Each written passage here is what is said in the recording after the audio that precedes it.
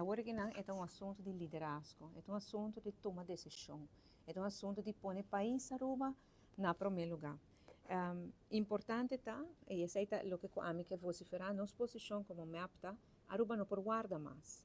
A situação aqui não prossegue mais maneira que está indo. Aruba mistério de governo completo, para o reto grande está enfrentando. Nós estamos aí, de reto na terreno de turismo, terreno economia, terreno financeiro, reto na geopolítico, reto na guerra na região e guerra na mais leu de nós. Nossa posição está com Aruba não por guarda mais, é área de energia, é área de infraestrutura, mistério de ministro full-time para atender com não.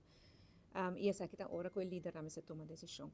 E que nós mira é entre que não toma decisão, está tardando mais e mais, está causando mais dano.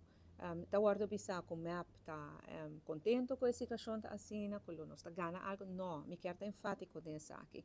O Partido Movimento Eleitoral do Pueblo e nós votadores, nós está parte de Aruba e Aruba Ministério do Governo. Nós não está aqui nada para sentar goza com o dolor de gente, nada disso. No momento na aqui, nós está convivendo com a vítima no processo aqui na Aruba, mas também no primeiro lugar agora aqui.